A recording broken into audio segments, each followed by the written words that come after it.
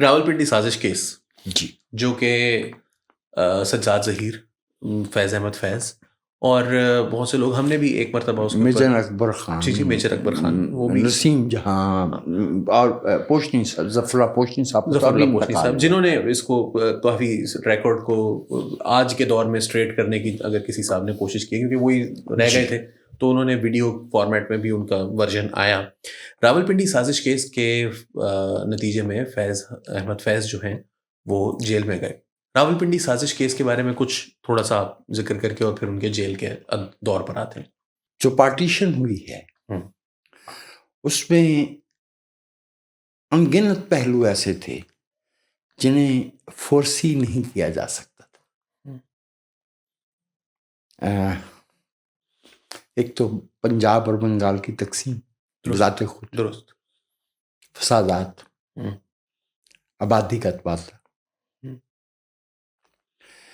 ایک بات جو تب شاید واضح نہیں تھی لیکن کلیئر تھی کہ ہمیں برٹش انڈیا کے 17% مالی وسائل ملے ہیں، 20% آبادی ملی ہے اور 33% ملٹری ملی ہے۔ اور ملٹری بھی وہ، فوج بھی وہ جس نے آزادی کی لڑائی میں کوئی حصہ نہیں لیا۔ یہیں کہیں رکھی ہوگی story of soldiering and politics in India and Pakistan, Sher Ali Khan Pataudi صاحب کی۔ میسروی صاحب سے ملنے گئے ہیں پنڈی، اور کتاب میں جملہ لکھا ہوا ہے، پلے سے نہیں بول رہا، Why don't you tell these politicians how to behave with men in uniform؟ اچھا، ایک بریگیڈیئر لیول کا بندے کی یہ جرت، جب یہ بات کہہ رہا تھا تو اس وقت محمد علی جناح زندہ تھے۔ یہ میس میں بیٹھ کے یہاں کے لوگوں کو نیٹو سمجھنے والے، حالانکہ اسی یہیں کے گورکھے، سکھ اور پٹواری تھے یہ، لیکن یہ سارے کے سارے یہ جیسے بھائی وہ کون لوگ ہوتے ہیں جو کناروں پہ ہوتے ہیں، حاشیے پہ، فٹ نوٹس پہ، نہ گورکھے مین سٹریم کا حصہ تھے، جو ہمارے سکھ دوست ہیں۔ آج بھی انڈیا میں ان کی آبادی 1.5-2% سے زیادہ ایسا ہی نہیں ہے، بالکل ٹھیک ہے۔ اور مسلم جتنے بھی تھے، لیکن لیا ان کو بارانی شمالی پنجاب ہی سے تھا، بالکل بالکل ٹھیک ہے۔ وہ 33% ہمارے حصے میں آ گئے، اور اس 33% کو ایک تحفہ مل گیا کشمیر کا۔ 565 ریاستیں تھیں، سادہ اصول تھے، کنٹیگوٹی جی مسٹ ہے ایک نیشن اسٹیٹ کے لیے، ٹیریٹوریل کنٹیگوٹی، جی بالکل، اتصال ہونا، بالکل بالکل ایسے ہی ہے نا، بالکل ایسے ہی۔ اور اس کے بعد جو وہاں کا حکمران تھا وہ فیصلہ کرنے میں آزاد تھا۔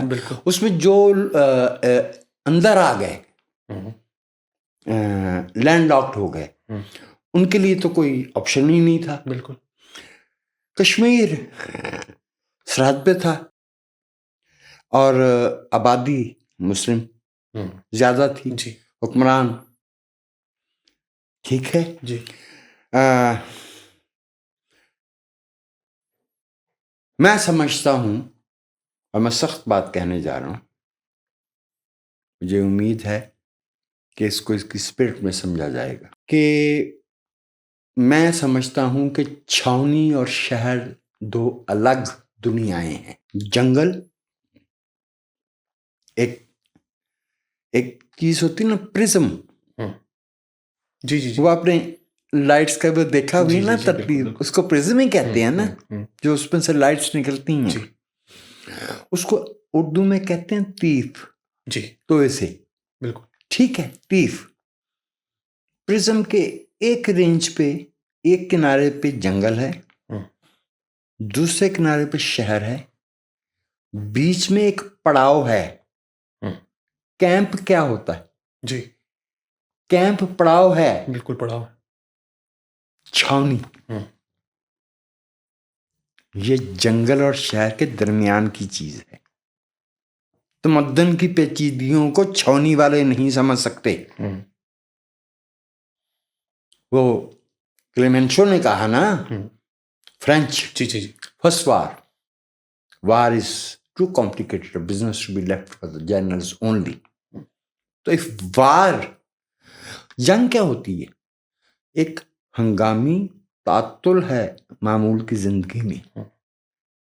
जंग कोई मामूल की जिंदगी तो नहीं होती ना. बिल्कुल बिल्कुल ऐसे ही है. तो अगर जंग जैसा हंगामी तातुल सिर्फ जर्नैलों के सुपुर्द नहीं किया जा सकता, तो करोड़ों इंसानों की रोजमर्रा जिंदगी जर्नैलों के सुपुर्द कैसे की जा सकती है? दुरुस्त. वो कैसे समझेंगे इसको? उन्हें क्या पता है कि सकाफत की नुआंसेस क्या होती हैं, लैंग्वेजेस क्या होती हैं, मुख्तलिफ मज़ाहब में रवादाई कैसे पैदा की जाती है, नेशन बिल्डिंग क्या होती है. ऐसे ही है ना. जी जी बिल्कुल ऐसे ही है. As far as I have been able to gather as a student,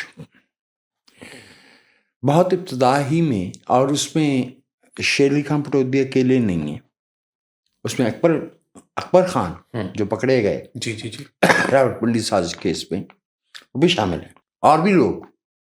ये कायदे आज़म मोहम्मद अली जिन्ना तक जा पहुंचे उनको मशवरे देने कश्मीर पे. दैट इज़ वाई कि जब वो स्टाफ कॉलेज कोयटा गए हैं तो उन्होंने लिखी हुई तकरीर एक तरफ रख के ये कहा कि आपका कोई काम नहीं है, ये पॉलिसी देना हमारा काम है. बिल्कुल इतनी वाज़ेह वो बात है ना. बिल्कुल बिल्कुल. कश्मीर जो है वो जवाब बन गया वॉल्यूम का, फौज वसाइल में हिस्से का. And as a humble student of Pakistan history who has spent quite a few years studying the destiny of our nation, I would say as a student again, Kashmir Pakistan की शहरग हो ना हो, कश्मीर पाकिस्तान की फौज की शहरग दुरुस्त. उसका जवाब है. उसमें some military officials were unhappy about Pakistan's Kashmir policy. अगर फौजी एहलकारों की तमाम स्ट्रेटजीज, पॉलिसीज और प्लान्स ऑन पेपर हमेशा ही दुरुस्त होता तो दुनिया में कोई फौज शिकस्त ना खाती. और हमने तो ये मरहला तो मोहब्बत में बारहा गुजरा, हमारे यहाँ तो कुछ और होता रहा है. उन्होंने बुलाया था और ये जो बाएं बाजू वाले दोस्त हैं ये एक आध दफा गए और इनको मालूम हुआ कि जो कुछ वो सोच रहे हैं वो नहीं है जो चले चलो कि वो मंजिल अभी नहीं आई. तो दोबारा ये गए नहीं, लेकिन ये किस्सा पहुंच गया पाकिस्तान की तारीख के 2 बदतरीन किरदारों तक. उनमें से एक का नाम मेजर जनरल सिकंदर मिर्जा था और दूसरे का नाम जनरल अयूब खान था. वो मार्च के पहले हफ्ते में सरगोदा के रेलवे स्टेशन पे लियाकत अली खान के पास पहुंचे. उस वक्त भी पाकिस्तान के वजीर आज़म का ये मकाम था कि ये दोनों सिकंदर मिर्ज़ा और अयूब प्लेटफॉर्म पर टहलते रहे, चूँकि वजीर आज़म अपने पार्लर में थे और शेव कर रहे थे. अच्छा. इनको बाहर सड़क उसके प्लेटफॉर्म पे टहलना पड़ा. वजीर आज़म तैयार होंगे, फिर वो इनको ऑडियंस देंगे. बहुत खूबसूरत लफ्ज़ आपने इस्तेमाल किया. Unfortunately, my English isn't that good or prompt at least. Well, साजिश कोई नहीं थी, ना कोई असला ना कोई एविडेंस. एक ایک میٹنگ ہوئی تھی, اس میں خیال پیش کیا گیا تھا کیسا کر جتنی باتیں ہم نے آج کی مجلس میں کی ہیں یہ راولپنڈی سازش کے 10 گنا زیادہ ہے. تو بھائی اس میں کوئی سازش نہیں تھی. ایگزیکٹلی جیسے اسکندر مرزا اور ایوب خان, اس کی آڑ میں آپ کو یاد ہے نا 51 کولمبو پلان کے آغاز کا سال ہے. جی بالکل. دوسری طرف 10 مارچ کو پنجاب میں انتخاب ہونا تھے. یہ وہ انتخاب ہے مرزا ابراہیم اور احمد سعید کرمانی والا, جس میں پہلی دفعہ جھرلو کی اصطلاح چلی تھی. 8 مارچ کو اعلان کیا گیا ہے راولپنڈی سازش کیس کا. کمیونسٹ کبھی بھی پاکستان میں تعداد میں زیادہ نہیں تھے, لیکن جتنے بھی تھے مسلم لیگ کے ساتھ انتخاب وہی لڑ رہے تھے. اور لوکو شیڈ یہ ہمارا لاہور میں گڑی شاہو سے آگے والا, یہاں پہ Mirza Ibrahim was in very good position. اور وہ ایک کمشنر صاحب تھے جعفری صاحب, انہوں نے پہلی دفعہ وہ جھرلو چلایا تھا. چونکہ وہ جو لوکو شیڈ کے مزدور آئے تھے, جب وہ لوہے پہ آپ کام کرتے ہیں تو آپ کے ہاتھوں پہ سیاہی لگ جاتی ہے. تو ووٹ کی پرچی پہ وہ کالک یا سیاہی وہ لگ جاتی تھی, تو اس ووٹ کو مسلط کر رہا تھا. اس کو جھرلو کہتے تھے. اب 8 مارچ کو آپ اعلان کرتے ہیں, 9 مارچ کو جو کوئی بچا کھچا کہیں کمیونسٹ ہے وہ تو بھاگا ہوا ہے گرفتاری سے. تو الیکشن کیمپ کون لگائے گا, الیکشن کون لڑے گا. بالکل ٹھیک. ایوب لیاقت نے اس کو اپنے مقصد کے لیے استعمال کیا. پنجاب کے انتخابات میں 20 تاریخ کو اس کا نتائج آئے تو مسلم لیگ جیت چکی تھی. ان لوگوں کو اریسٹ کر لیا گیا. جو مسٹریٹڈ. فیض صاحب کو اگر میں غلطی نہیں کرتا تو 3 مہینے تو قید تنہائی میں رکھا گیا. اس میں میری اطلاع, جو کہ غلط بھی ہو سکتی ہے چونکہ میں آپ کو پتہ ہے کہ وقائع نگار یا رپورٹر تو نہیں ہوں. یہ جو جے روڈ پہ بک وڈ وہ تھے نا اپارٹمنٹس جہاں پہ موسٹلی پارسی ہمارے ہم وطن رہتے تھے, یہاں پہ بھی رکھا گیا فیض صاحب کو. اچھا صحیح. سرگودا میں بھی رکھا گیا. کوئی 3 مہینے تک نہیں پتا تھا کہ وہ کہاں ہے. تھا ہی نہیں اس میں کچھ. لیکن اس کی آڑ میں ایکسرسائز ہوگی اور پیغام امریکیوں کو دے دیا گیا کہ بہت بڑی کمیونسٹ طاقت موجود ہے جسے ہم ہی روک سکتے ہیں. حیران کن بات ہے کہ اس ملک میں جس نے فوجی بغاوت کو کچلنے اور یا کورٹ مارشل کرنے کا کام کیا, اس نے خود بھی بغاوت کی. ایوب 51 کی راولپنڈی سازش کے اس کو پکڑنے اس نے اپنی فرینچ نوٹ ماسٹرز میں مانا ہے نا. بالکل 58 میں اس نے کیا وہی کام نہیں کیا. بالکل کیا. 74 میں کورٹ مارشل کیا FPLE. جی تو وہ کون تھے, ضیاء الحق صاحب. جی تو کیا 77 5 جولائی کو انہوں نے وہی کام نہیں کیا. بالکل کیا. so on and so forth. ایسے ہی ہے نا. بالکل ایسے ہی. فیض صاحب کی گرفتاری پاکستان کے اہل دانش میں دہشت پھیلانے کا ایک بہت مؤثر طریقہ تھی. فیض صاحب بہت قابل احترام تھے. اس سے پہلے سیفٹی ایکٹ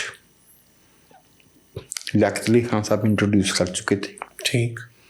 غداری کا الزام جو کہ بہت بڑا الزام ہوتا ہے, تو پارلیمنٹ کے فلور پہ سہروردی کے بارے میں جو لفظ لیاقت علی خان استعمال کر چکے تھے میں یہاں نہیں دہرا سکتا.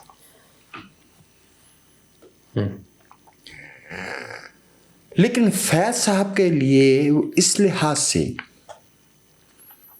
بہت اہم واردات رہی. وہ تقریباً مارچ 51 سے اپریل 55 جی تک وہ جیل میں رہے. 4 سال سے کچھ اوپر. ٹھیک. فیض صاحب کی شاعری ایک بالکل نئے دھارے میں چلی گئی. دست صبا اور زندہ نامہ